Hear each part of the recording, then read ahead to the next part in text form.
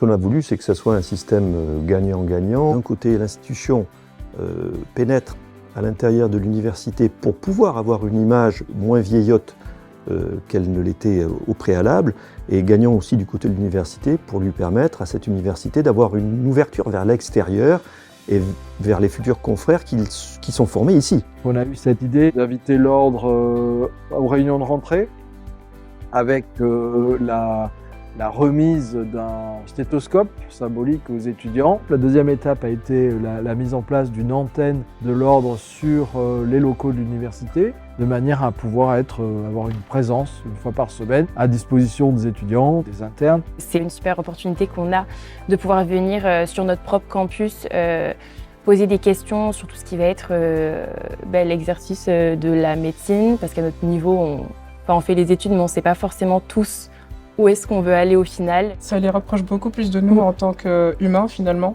de savoir qu'ils sont pas loin, qu'on peut leur poser des questions comme à nos profs, à n'importe qui.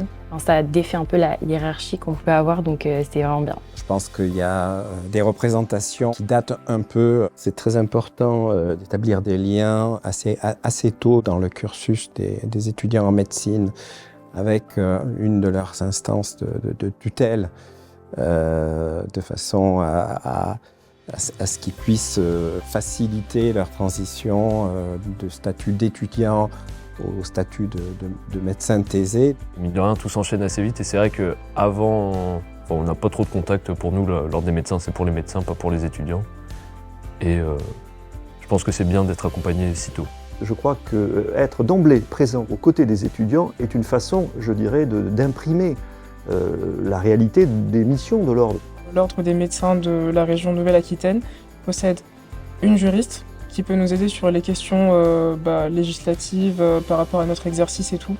Et c'est des infos qu'on n'a pas forcément au cours de nos études, donc ça peut être très utile pour nous tous. On est les premiers en France à avoir fait ça, donc on est très content d'avoir une initiative qui peut peut-être inspirer d'autres. Il faut se mettre dans une capacité de pouvoir pérenniser cette action, au-delà des individus, l'institutionnaliser.